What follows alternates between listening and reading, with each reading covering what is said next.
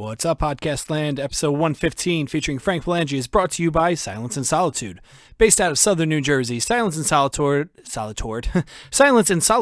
a metalcore quintet that consists of Shane Roxas, Colby Hempel, Cody Mitchell, Alexander Coates, and Justin Pomper. The band formed in early 2015 and made their debut in September of the following year, 2016, having spent the previous year writing and recording. So what do they do? What do they accomplish with all this writing and recording? Well, their debut album, Resurgence, came out December of last year, 2016, and it debuted at number 20 on the iTunes Metal charts. They have released music videos for their singles Suffering, Deceiver, and for the cover of Mariah Carey's All I Want for Christmas Is You.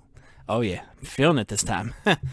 But, I mean, you don't have to take my word for it. You don't have to take the band's word for it. How about New Transcendence? They called Resurgence a must-listen for 2016 without a doubt, especially for fans of metal and its subgenres. If you're looking for something that is emotionally powerful, but not too whiny, aggressive, but not hate-filled, and will still stand the test of time, this is the album you've been searching for. For more information, visit www.silenceinsolitude.com. Episode 115 is also brought to you by Old Self. Based out of Toms River, New Jersey, Old Self fleshes out ambient rock melodies with poetic arrangements while using people's stories as the concepts and lyricism for their songs. They help bring people's dark thoughts to a public in a very unique manner. Their hope is to reach out to not only their fan base, but to everyone they come across with in a therapeutic way. Recently pairing up with the nonprofit organization A Voice for the Innocent, they're working on furthering their outreach in hopes they can help as many people as possible in a positive way through music. For more information, they're on Facebook, Twitter, and Instagram under Old Self Official. Episode 115 is also brought to you by 627. So imagine the Foo Fighters and Muse stuffed in an underground studio during the nuclear holocaust with nothing but Weir and Radiohead album Secession. That's 627 right there, delivering the attitude of an underdog and the punch of a champion. 627's chunky guitar riffs, charismatic vocals, and emotional solos are the most beautiful ass-whooping your ears have ever taken. For more information, hit up dub7records.com. That's dub, D-U-B, the number 7 records.com, and like them on Facebook, facebook.com/SIXTWOSEVEN, then the number 627, so 627. And lastly, the Behind the Barricade Podcast is pleased to announce that we're sponsoring the Golden Hearts Festival, taking place August 9th and 10th at the Gramercy Theater in New York City. It is a new festival that promotes the best New York City and New Jersey bands, all the locals, on one stage. 2 nights, August 9th, 10th. Tickets are $16 for each date. Come on out, show your support for this new festival, and support the local scene. So, anyways, let's get right into it. Today features an interview with myself and Mr. Frank Palangi, and it starts right now. From out of the wasteland of generic podcasts and radio shows, one has emerged. It prides itself on having conversations with the most talented musicians from all over the world. If you like a boring question and answer interview, this isn't for you.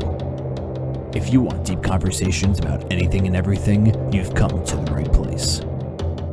Your new favorite show starts now, and its name is Behind the Barricade.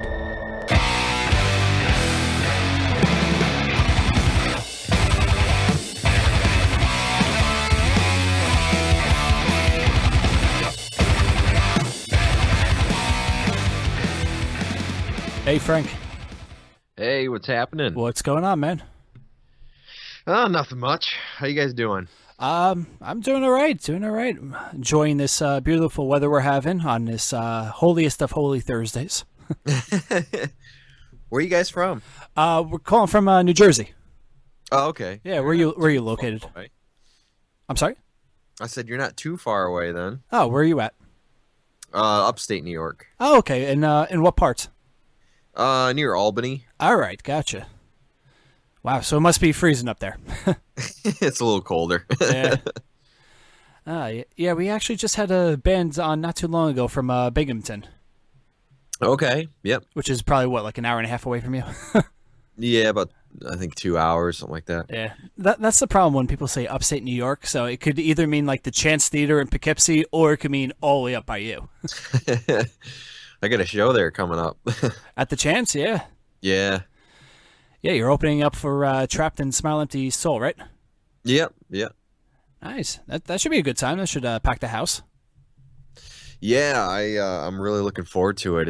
I think it's May 18th. Yeah, May 18th. I'm still selling tickets and stuff for it, but how far is it from you? I want to say an hour and a half, 2 hours, because I remember the guy I do the show with, Dan. He played up there with what was it? I want to say Fear Factory and Soil Work, and that was like a 2 hour drive, so that was a little crazy, but yeah, it's about the same for me. Yeah. Hey, we could do a live interview there. We can do that, yeah. Yeah. Yeah, even though this podcast isn't really on the best of terms with one of the headliners. Oh. Yeah, well. we actually had a history with Trapped, but... Oh, who doesn't, right? That is true. They do cause a lot of shit. So, what do you want to talk about today? We'll talk about whatever, man. It's basically an open conversation. We'll talk about your upcoming show. We'll talk about your music video for Break These Chains, which Okay. I gotta say, it was an interesting kind of, I guess, theme to the video, where it seemed like you were portrayed as this celebrity rock star, and everyone wants a piece of you, and you walk into like this barn area, and everyone's doing a lot of crazy shit around you, and it seems like you just did not want to be there. Yeah, it's kind of the against the grain type thing. I hear you. So who ended up directing that? Cameron Gallagher, a guy from Granville, New York, was his very first music video. Oh wow, it's not bad. He did a great job. I found him through Facebook somehow, and I just seen some of his short films, and I'm like, yeah, he's got an eye for film. I could tell this guy.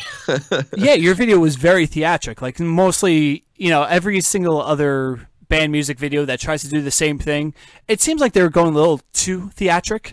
But yours has like a basic premise of anyone can be in my shoes in this situation, instead of vampires running around and serial killers on the loose.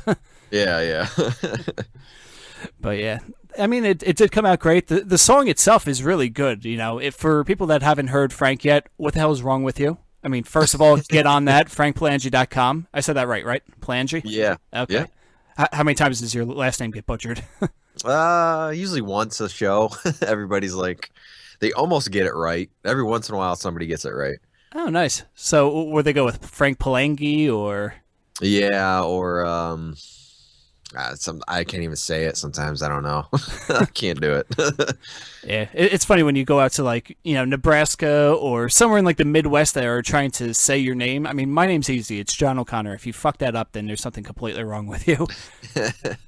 But I mean, you got the Italian last name, and trust me, and I know you know this, it could be a hell of a lot worse. Yeah, that's true. Could be something that's just really bad. Yeah, but anyways, going back to that whole song, obviously, if you haven't heard of Frank, he's basically a hard rock type of almost borderline metal. You got that hard rock feel to it, like a Breaking Benjamin type of sound, and then your vocals kick in, and you're like, okay, I think I see where you're going with this. And then next thing you know, like you take it like up a couple notches, and you're like, oh my God, wait a second, this guy can sing, this guy can shout, this guy does great with the lows, great with the highs. I think you're the total package here, Frank. Thanks, man. It's I don't know, there's a lot of practice over the years. I was self-taught and never really took any official lessons or anything. Nobody really showed me how to write songs, how to like put together stuff, and so I just started on my own, and I just kind of learned from listening to records and people playing live, and recording. I don't know, it's weird recording. It's years of trial and error. And then YouTube came along, and I was watching some videos on all those tips and stuff from there, and then I've learned from a few people I've worked with, for a few different producers and stuff, from Tennessee to Virginia, and a couple of other guys I've worked with, and it's you learn all these little tricks, and then they all help, but you do it, you kind of do it in your own way and see what works, see what doesn't work, and go from there. Yeah, I think the worst thing you can do is try to emulate someone else. I mean, it's great to have like influences, but if you don't have your own signature sound and you sound like a cookie cutter, knockoff of someone else, I think that really damages one's career.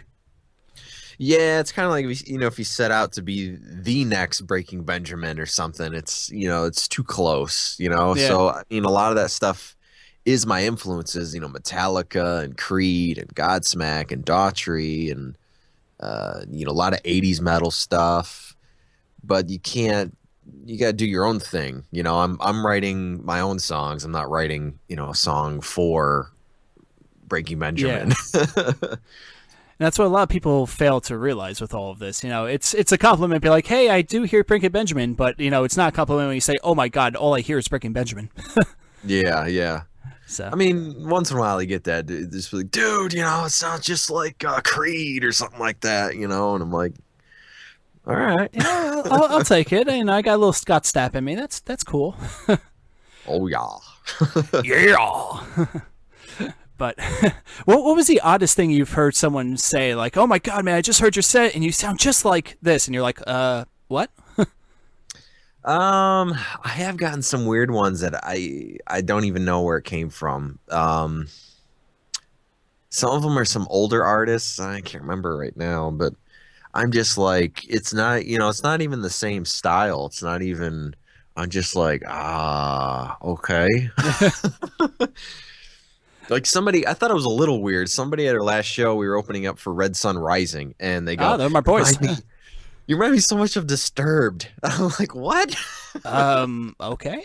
I mean, a few parts of the songs I do some like O's and kind of thing, but I'm like, no, these things totally different. Yeah, I think you're more of like a James Hetfield because I hear the yeah at the end of some of the things you say. So yeah, I've got that thing going on. I've got a little bit of the Creed thing, and I've got a little bit of I love 3 Days Grace and Daughtry and. Well, here's the thing. Like when I was growing up, I used to do like different voices and stuff, playing with my action figures and whatever. I think when I started playing music, the only way I could learn to sing is to kind of emulate the person. So I would do Metallica, I'd do Megadeth, I'd do Godsmack and Creed, and then I kind of found my own voice from there. Mm-hmm. Because never had any help with anything, so I was like, all right, I thought it was really cool if you could sound just like Megadeth or something, but then I realized, well, writing my own songs, I can't sound like that. No. So that's basically how it started, and I think a lot of singers do that first. Whoever they like, they really sing like them starting out, and then they're like, well, wait a minute, I can't be just like John Mayer. Oh God, does everyone want to be like John Mayer? Yeah. He's actually an interesting case where I think he's only heard of the Grateful Dead in the last like 2 years, and he actually learned all the songs and then went out and performed with them. Like that's signs of a genius right there. That is a long process, probably. Oh my God, your songs are really long. Yeah, not to mention they're long. They've had like numerous songs, and not to mention, keeping up with a guy like Bob Weir, who changes everything like last minute or on the fly. That's really, really tough. Yeah, it's you kind of have to know the person for a little while, to know the rhythms and stuff. And if they change a lot, it's like, okay. Yeah, I mean, I'm not the biggest Grateful Dead fan, but I do respect Bob Weir in the fact that I think he might be the greatest rhythm guitarist of all time. Because if you listen to some of his songs and actually watch a video of his playing live, he does maybe like 5 chord progressions in a matter of seconds. Yeah, like he'll change from a C to a D to a diminished F, and then you're like, wait, what the hell's going on? And it sounds perfect. Yeah. God almighty. That was his style growing up, He probably just like, I like to switch a lot. I don't know. Yeah, he probably pissed off so many bands. It was basically the guitarist of not only the Grateful Dead, but he's also created his own stuff. And I think he has a lot of people that are like-minded around him. But I can only imagine him starting out. It'd be like that one video of that, I don't know if you said it, it's on YouTube, where I think it was like a wedding band, where everyone's playing one thing and the drummer goes nuts. Oh, yeah, I love that video. I think it's the same exact way with Bob Weir. Yeah, yeah. Or they'll be playing something like Earth Angel, and next thing you know, he's adding like different, sevenths, and the whole band's like, all right, enough, we get it. Fuck, join a jam band. Yeah, yeah. And the rest is history. But anyways, speaking of live shows, I actually saw a clip of you doing You're Going Down by Sick Puppies, and you did your own version of that, which I thought was really cool. And the one thing that I couldn't stand watching as like a musician and a concert goer is it seemed like no one gave you any attention. And it sounded like you were at a bar and everyone just had their own thing. And do you find that to be a little, odd that, you are playing a bar, you are probably making some pretty solid money, but no one's really paying attention? That's what it was. It was at a bar. Yeah, of course.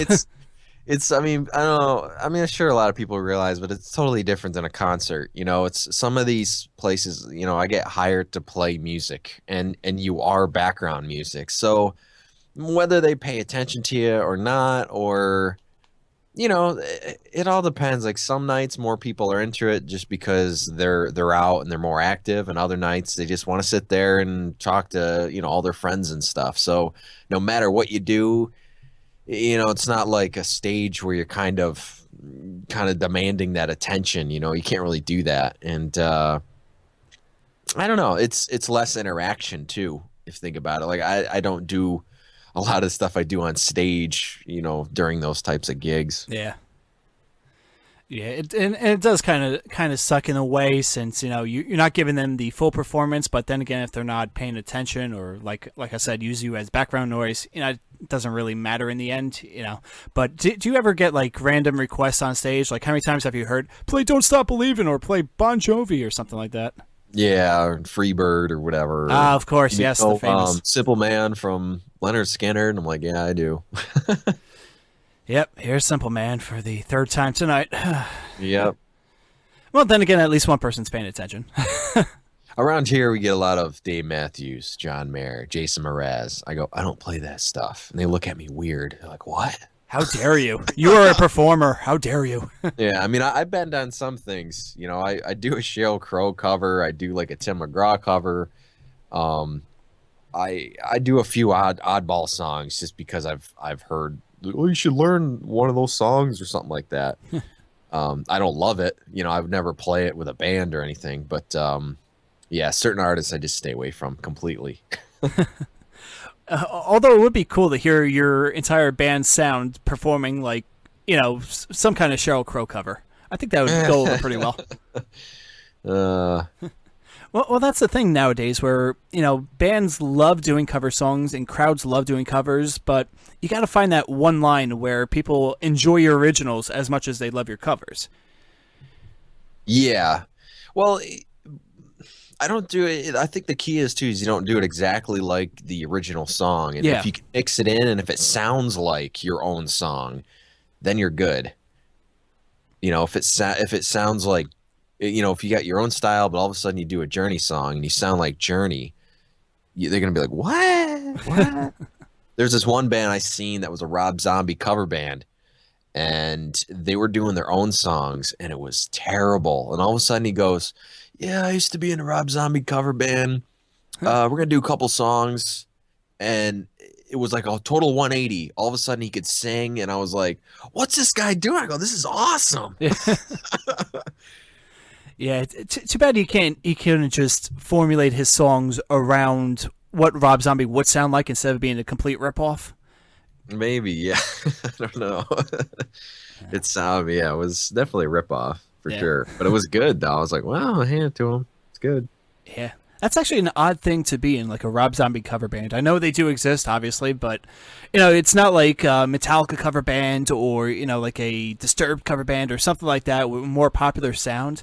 Like, you just go into Rob Zombie and you're like, okay, so everyone knows him mostly as a director and, not too much with the music, even though his music is really great. Dragula's incredible song, Sick Bubblegum, the list goes on, but I like Boogeyman. That's a good one. Yeah, that's a hot one. And not to mention his stuff with White Zombie, which is also great in the back in the day. Yeah. That More Human Than Human, the song you heard on like every single car commercial in the 90s. Yeah. But I don't know. It just seemed like an odd choice, but I'm sure you played with a lot of maybe odder sounding cover bands. We've opened up for some of the bigger Led Zeppelin tribute artists and stuff, and a lot of those guys they're all good. I haven't had anything kind of weird, going on with them. I don't really open up for a lot of cover bands. I open up mostly for the national stuff. If it is cover stuff, I'm kind of just playing it on my own. Yeah. Huh. Well, that's cool regardless. At least you're able to break away from, just opening up for a certain type of, band. Yeah, it's kind of like I've did like Aaron Lewis from Stained I opened up, but then he really is country now. So I was like, well, it's really a crossover show. So if I don't want to go too heavy and I don't want to like, completely forget the country audience. So you kind of have to, mend your set, for certain styles. It's just like if I opened up for Lifehouse, which I could, but I couldn't play like I Am Ready or Break These Chains. Like, I'd play my other stuff like Frozen and Love and Remembrance and probably like Boo Hoo, a couple different ones, and then do like a couple different covers, like maybe a Daughtry and all that kind of lighter stuff, Goo Goo Dolls. Yeah. But then you take a show like like Rockin' Derby where you had Dokken, you had Shinedown, you had Megadeth. So we were as heavy as we could be. Tried to be. Yeah, that's always tough. And it also kind of sucks in a way since you can't really be yourself, even though this is all variations of yourself. Yeah. Well, I mean, I like to jump around a little bit, so I actually don't mind it. I don't want to do the same style all the time, Yeah. That's also true. So, and like you said, you opened up for a lot of these great bands. Do you have like one show that actually sticks out for whatever reason? Yeah, I used to say this a lot. Three Doors Down was probably one of the highlight shows for me. It was off their acoustic tour, and it was just me and them. And it was the first time I kind of experienced, I don't know what you want to call it, the rock star type thing for me. Yeah. And I was like, it's just me on the stage opening up for Three Doors Down, even though it was acoustic. And I'm like, it's all on me. I don't have a band. I don't have any guys with me. And it was the first time I could kind of catch the audience. And I got that response. And, I did the set. And afterwards, I got off the elevator. And there was a whole bunch of people in the lobby. And I was like, what are these people doing in the lobby for? And they all wanted to talk with me and stuff. And I was like, oh, okay, this is what it's like. This is what my dreams are coming out to be. Yeah, I got the backstage thing. Like I had my whole thing. I had a bathroom and a shower and, those lights and everything that are in there. And nice. I'm just like, oh, that's cool. And it's they do that every day, every other day. Yeah, you're like, I can get used to this. Wow, I've worked so hard just to get this one show, and then you look at them, they're like, yeah, this is a normal occurrence. This is just a simple Thursday for us. Yeah. I mean, it takes a lot more pressure off because certain shows have more pressure, and it's not often you can just kind of lay back and be like, all right, I actually have a place to sit. I don't have to sit in my car or anything before the show because there's nowhere for us to be. Yeah, there's no green room in like half of these venues that you play at. Yeah, oh yeah. It must kind of suck, trying to warm up your voice and stuff like that. Do you just do that in the car or do you just wing it? Yeah, a little bit. I don't really warm up a lot, but I just try not to talk a lot before the show, and I warm up a little bit. But I'll go to like the car, or I'll even like go in the bathroom wherever I can by myself, just like a couple minutes, by myself or whatever, and kind of try to forget everything that's going on, and just concentrate on going up on the stage. Yeah, I hear you there. Do you have any techniques, or do you just sing a random song and just try to clear out all the phlegm, more or less? I do a lot of like they call it vocal fry. You gotta let it go, like that kind of stuff for the whole register. And I kind of just hum, sometimes I just hum the higher stuff, and then I do Ring of Fire a lot for the low register, just kind of throw that out there, and then I'll just do some of my own lyrics and stuff, but nothing big, you know. There's some like a little bit of that kind of stuff. Yep, and here, just do that again, and here's a quick thing for all you girls. Just turn up the bass a little bit. Frank, it's all you. Whoa, Frank. Bad to the bone.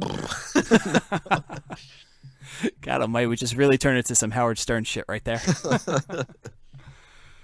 But yeah, so anyways, let's do a little bit of your plugging. You have a latest release out, both it's an acoustic release, the I Am Ready? Yep, both EPs actually. They were 5-year anniversaries of each other. Oh wow, damn. And I wanted to do something, I didn't want to like just remix the songs and release it. So I was actually getting requests of, you play acoustic a lot, why don't you do acoustic versions of it? I go, okay. But I didn't want to do just me with my guitar. I wanted to kind of keep that electric element in there. So it's not 100% like just somebody with a guitar singing. I consider that unplugged rather than acoustic version. So it's still got that drive, and it's different, Yeah, it's not like Dave Matthews solo. No, it's I don't know. I wanted to go for a unique thing, and it's just a little different for me. Yeah. So, and if you had your way, let's say money wasn't an issue and you wanted to put out like another acoustic EP, would you think about doing like a couple of like violins or like a whole orchestra type of deal? Yeah. Yeah. For sure. Yep. Yeah, you seem like one of those artists that would be really into something like that. Yeah, I would get the whole kitchen sink in there. Everybody I could. Yeah, why not? It's free. Yeah, well, if they had the unlimited money. Yeah, whatever. There's nothing worse than trying to do that, but going off of like GarageBand or something like that. Yeah, I don't do that. I mean, there's programs that have some cool electronic stuff, and I've used string things in some of them. Some of them sound a little bit more real than others. Yeah. Just kind of have to find the right instrument to fit the track, and then what do you put behind it? If it sounds good dry, it might be better with some delay and reverb, and then you got to EQ it and all that kind of stuff. But yeah, I don't know. It's a real violin, certain things, it's got more punch to it if you want it to sound like that, Exactly. Nobody wants just a regular random copy of what somewhat sounds like a violin, and it's always usually mixed either way too high or way too low where you barely can hear it. There's really no like in the middle for these electronic versions of a violin. Yep, that's true. Yeah. But anyways, you could for everyone out there, you could go to frankpalangi.com. That's FrankPalangi.com. You have you could listen to songs on Spotify or up on iTunes. You could watch the music video we were talking about before with Break These Chains. You have a nice music store up and running. You also have like a little bit of a fan club. I try. I've got an exclusive YouTube channel, so anybody that wants to become a super fan, go ahead. You'll get exclusive videos, content, shout outs. Basically, if you email me with an idea, I'll probably do it. Nice. So ladies and gentlemen, he does take requests, and if you do Simple Man, I swear to God, he will come and find you and kick your ass. But yeah. So, like, going off of requests, what kind of requests do you want to do? Like, you hear a song on the radio and you're like, this is really cool, but it's not really my style, but you kind of like. On the radio, I'd say nothing. Not the modern stuff. Yeah. No, I take things from actually the 70s and the 80s now, even some of the 90s. It has more of that. I can turn it into more of a kind of classic rock type feel song, or you can add different things. I'm not into any of the stuff that's coming out on the radio now. I'm still following the same rock guys. Like if Scott Stapp released Art of Anarchy, new CD with his new band, I'll listen to that new stuff, but there's not really a lot of stuff on the radio. It's all pop, it's all rap, it's and it's all auto-tuned and all that kind of stuff. I'm not into that. I hear you there. And the worst thing about what I'm listening to on the radio is if you listen now and if you listen 5 years ago, 9 times out of 10, you're going to hear the same songs. Oh, yeah. And they play them 3 times an hour. Oh, God. Like, who actually listens to that shit? Especially when you have, like, iTunes, where you have Spotify and stuff where you could actually not only listen to that music, but you could go and find out, artists like you, artists like, other local bands, and actually go and see them and actually talk with them and actually have a connection through all of this. Instead of just idolizing Ariana Grande for licking a goddamn donut. Don't even get me started, all that stuff. It's the social media stuff. It's, like rock, when rock was big, the social media stuff really wasn't around. And it gets away of the mystery of the rock star type thing of like, I never knew much about some of the rock guys and stuff. And I kind of liked it that way. And I did. So I was like, I want to learn more. But nowadays it's like they're just taking pictures paid too, because if they're that big, a lot of them get paid. So a lot of people don't know. Like if you go through Taco Bell, one of them's endorsed by Taco Bell and they're like, I'm eating a burrito. There you go. It's on their Instagram. They're getting paid for that. So, oh, absolutely. Yeah. But that kind of stuff is a little bit, it's all right, but it's just like you were saying, this is the donut I'm eating this morning. This is the coffee cup I'm drinking out of it. Wow, it's a Superman coffee cup. And then, oh my God, my foot's on the gas pedal. I'm driving. While doing a live story on Instagram while driving, because that's fucking safe. Yeah, or documenting your whole life. It's like everybody has to have their own news feed and their own reality show now. And it's old. It's already old. And I don't know. It's watering down just everything, and everyone just wants to, because they can watch all this, they're not buying anybody's music or anything. They're just like, well, we're just watching it. We're streaming it. Why would I want to go out and buy an actual album, know? And on TV all the time, or the web shit. Yeah. And the sick part is they're absolutely right. There's really no need, if you have that mindset, because 9 times out of 10, those people aren't thinking, oh, wait a second, the bands aren't getting paid by random record industry if I don't buy their album. It's like, no, you have to go and support. It's like a sports team. Obviously one person not going to a Giants game is not going to make a difference. But, if you have 80,000 people that are not going to Giants games, they're like, I could just watch it on TV. You're really not supporting the team. No. If you're a true fan and you like the band, either A, go out and see them and grab some merch, help support them that way. If you can't see a show, you still can grab merch on the internet. And, liking posts and replying to posts is one thing over supporting a band. It's not the same thing. No. None whatsoever. Unless you have some strange deal with a label where every single like you get $1.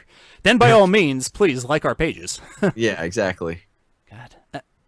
I'm actually thinking that actually could be something in the near future. Obviously it won't translate to $1 a like, but if you could get a certain message out on your page, I think a record label would pay you for the amount of likes you have. I don't know about a record label, but a sponsor would.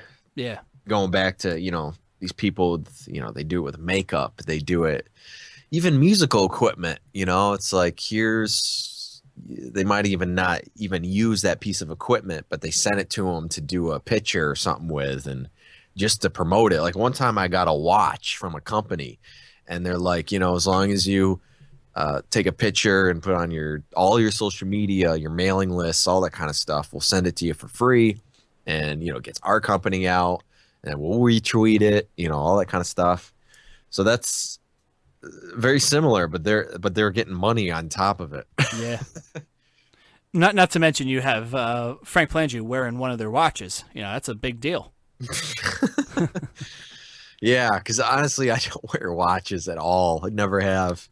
God, I think we've entered into this generation where we don't need watches anymore. Like, they're more stylish than anything. We don't look at them for, telling the time. Like, I wear a watch to big events. Like, if I'm going to a boxing fight in Vegas or if I'm going to a wedding, I'll wear a watch. And if someone asks me for the time, I pull out my phone. Yeah, they use the phone, or I still look at a clock. I'm old school, very old school. Wow, what's a clock? What is that thing? And do you think we'll ever get into a time where an actual analog clock will just not be used anymore?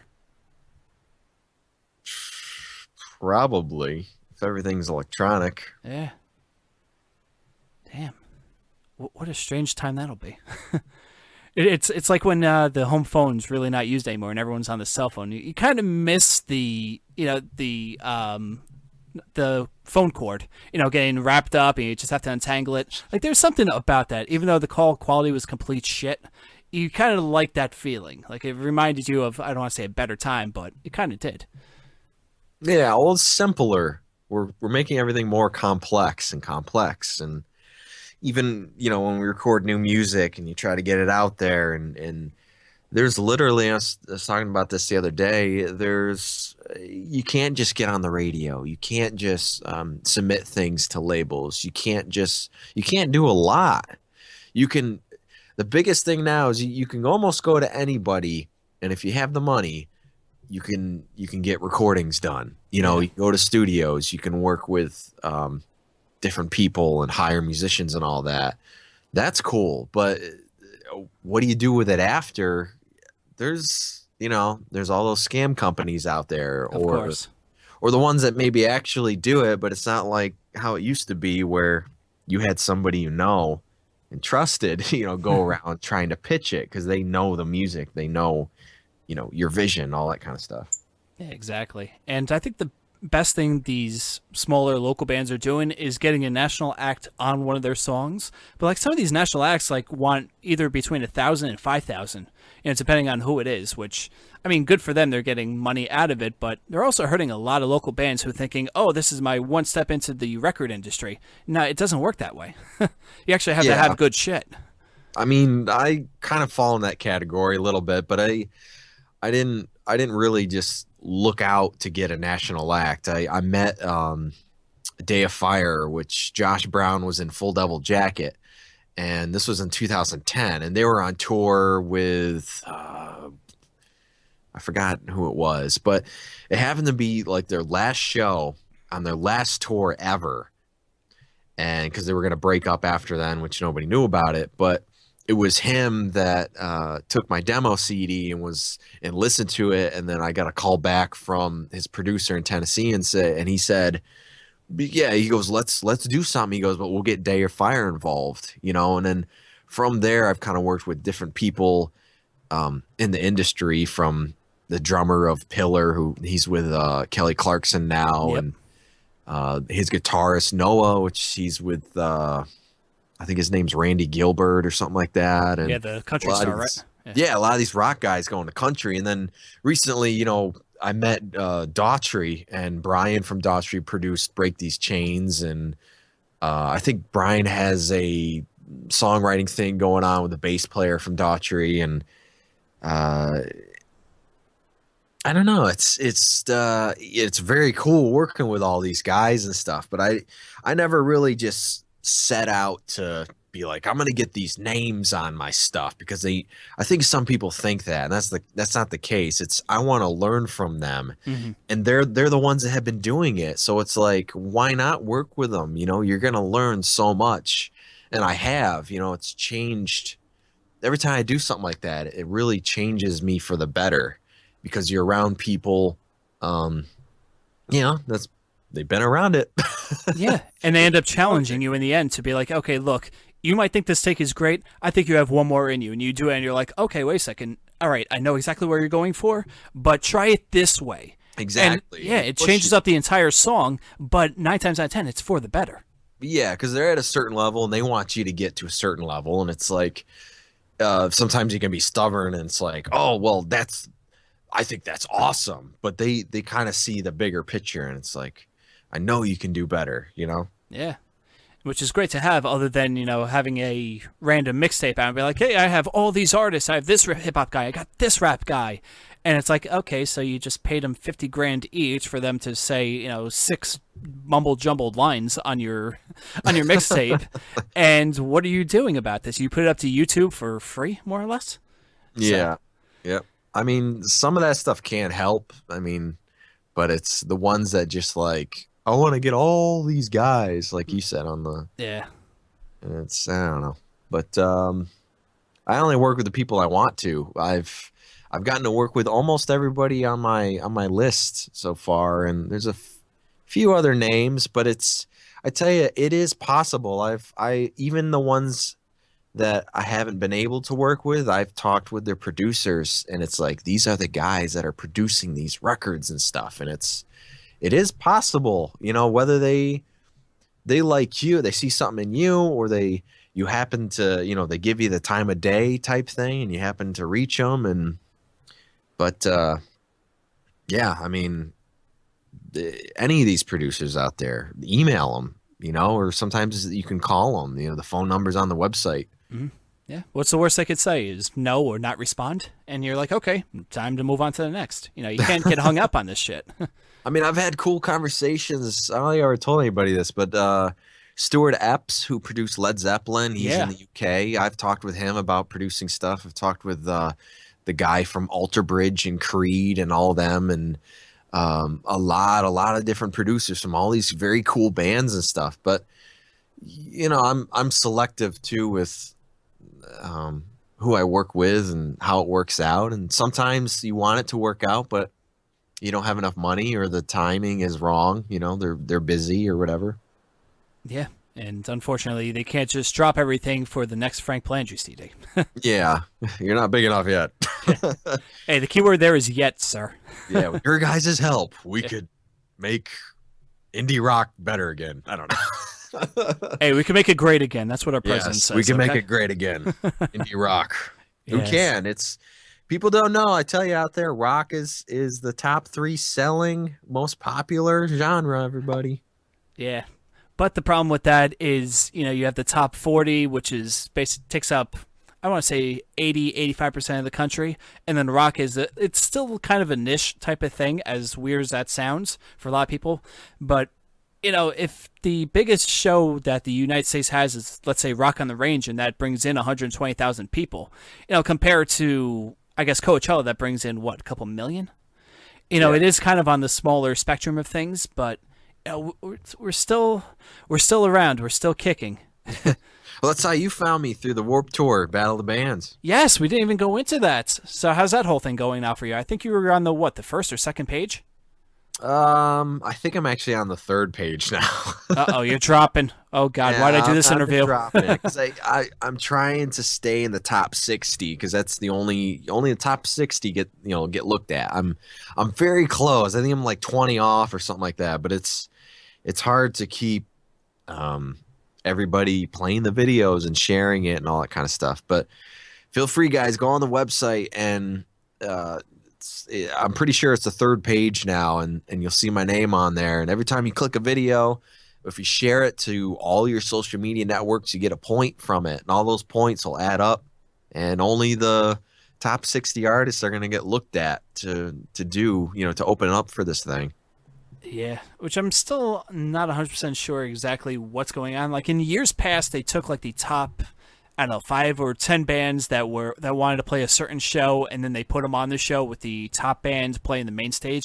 But this one's a lot weirder. This one is they take the top 60, as you said, and they actually have like 3 or 5 judges that actually critique your music, and then what? I think the top person gets the wins the main stage thing. They get for each city. Yeah. For each city, and then the top person overall gets the 3-song track with John Feldman, and I think $50,000 worth of gear and stuff like that. Yep. Okay, I did get it right. I read it really quickly when I was looking for new bands to interview, and that's how you popped up. And I saw like the rules a little bit. I was like, okay, wait a second, this is kind of weird. And then I went on your page, and I don't think it says anywhere on where you want to play. Or does it? Maybe I just didn't see it. No, it doesn't Okay. publicly. No, but I did select whatever city it was. I think it was Connecticut. Okay. Wow, that's actually odd that they don't promote that. Yeah, I don't think it's on my page because I know the Bon Jovi one I did. It shows like I was up for Connecticut or whatever. Yeah. Were you close to that one or not really? That one I have no idea. That's just upload your stuff and we'll look at it, and if we want you to open up, we'll call you. Okay, so it was one of those don't call us, we'll call you type of scenarios. Yeah, I kind of like those better because I don't, you don't have to spend time promoting it like crazy. Yeah. And there's nothing worse than putting up your music for like a fake contest where it's like, okay, yeah, come on, join. And the next thing you know, they're like, all right, here, we'll get you $1,000. That's great. Just send us your credit card information or your bank account information. We'll just put it right on there. We're not going to send a check or anything. It's like, oh yeah, that's legit. Yeah, well, you never know what happens. I mean, we got May 18th. We're open up for Trapped at the Chance Theater. Next week we're playing at Dino Barbecue in Troy, New York. I've got a whole bunch of acoustic gigs planned, and there'll be more band gigs. We're doing another headliner gig in Hudson Falls, New York, at Hudson River Music Hall. But there's like 3 festivals I'm playing, and I don't know, a lot of stuff still in the works. Yeah. I can't say everything. Okay, all right. So there might be some things rumbling in your camp during the summer, more or less. Yeah, I mean, there'll be definitely another national act sometime, opening up for somebody. Uh-oh. But you want to give me the exclusive? Yeah, we'll find out what it is. But besides that, I'm doing a new music video for a new single. Okay. And that might turn into an EP. I'm working on all that stuff now. But I can tell you guys, the music video is going to come out before anybody can buy the single. And it's only going to be on Vivo. I'm not going to upload it anywhere else before the EP or whatever it is comes out. Mm-hmm. And Vivo is basically the music video version of YouTube, right? Yeah, I mean, it's on YouTube and it's on Vivo at the same time. It's where all the quote unquote official artists go for. Got it. Yeah. If there was a Wikipedia for music videos, I think that would be it. It'd be like Frank Palangi's officially released. Yeah, I think I have 2 music videos up there. It'd be those 2 music videos, where all the other music videos on like your own channel, whenever. It won't matter. Yeah. Nah, I hear you there. So anyways, besides the stuff in New York, are you thinking about doing maybe some sort of tour or a Weekend Warrior coming up? I tried for Tennessee actually this month. That didn't pan out. Mm-hmm. And I don't know. Sometimes I get these weird offers and things, but it just hasn't worked out right. So unfortunately, I don't have the money to pick up and, to do this stuff for free or to go in the red, Yeah. Some of it does pay, but it doesn't pay enough to cover everything. And it's really tough. And I'm at the point where between the songs and the music video stuff and the promotions and this and that, it's, I don't mind if I even out maybe once or twice or a couple times, but it's not top priority. Yeah, it takes a lot to get going. I definitely want to, and I'm trying, and I've gotten a few offers where I've had to buy on, but I'm not really into that either. That's a whole other thing. Yeah. But it's tough because it's like the opportunity's right there, Yeah. It's just, $500 a show. That's it. Yep. Yeah, more than that. Yeah. Oh, yeah. I'm talking about like the smaller ones. Like if you play the Chance Theater opening up for someone, and you have to buy onto the package instead of going through a local promoter and selling tickets. It's probably like $500. But if you're looking at like a bigger, like a theater type of deal up where you are, it could be a hell of a lot more. Yeah. Sometimes it's weird. Those shows, they actually won't make people buy on. They'll actually pay you stuff. Yeah. I think it's just because they know they're going to sell out, or they know the type of venues, and it's, if you're playing venues where there's 5,000 people or something, they're making a lot of money. No, absolutely. Especially if you're with a well-known act that it's definitely going to sell it out. I mean, that always helps. Yeah. Yep. Yeah. It's the small clubs, the ones that go around that hold 700. Those are all your buy-ons, Yeah, exactly. And you're like, okay, and there's really no guarantee for exactly how many people are going to show up to this thing. It's like, oh, wait a second, I just bought on for $1,000 for the show, and there's 20 people here. What the hell am I doing? Yeah, you got to pick the right act, Yeah. Certain acts. But, yeah, I mean, anybody out there, even if you're regional, you want to play a show, anything going on, we're willing to travel and stuff. So, hit us up, email me through my website or Facebook, Twitter, all that kind of stuff. And if you guys are passing through, we'll definitely open up for you guys. Trying to think. Dan's in a melodic death metal band, something like In Flames. So I don't know if you could, if you could tailor your sound to that. That'd be kind of heavy. Yeah. Well, within reason, let's say. Yeah, absolutely. Or if anything, anyone listening out there, do like a show swap. So bring Frank down to where you're at within reason. Like, we don't want you to travel anywhere, but like Connecticut, maybe New Jersey, New York City area. And if you could definitely bring in 200 or 300 people, maybe you could return the favor up in upstate New York by you and bring in 200 to 300 people, something like that. Yeah, show swap. Yeah, there you go. It's happened before, and it's going to happen for the rest of, I guess, live music. Yeah. Oh, yeah. People do it all the time. Hell yeah. All right, Frank, I think this is a good place to end things. One hell of an interview. Thank you so much for taking the time out. Thanks, man. Anytime. Hell yeah. Right again sometime. Oh, absolutely. We'll definitely have a part 2 coming soon. And right before I let you go, we usually play out a song to end each interview. Do you have any in mind? Any of your songs in mind? Yeah, Break These Chains. Okay, let's go with the hit. Hell yeah. All right, Frank, have a good rest of the day. Have a good weekend. Have a good Easter if you believe in it. I believe in it. There we go. All right. Have a good one, guys. See you later. Enjoy.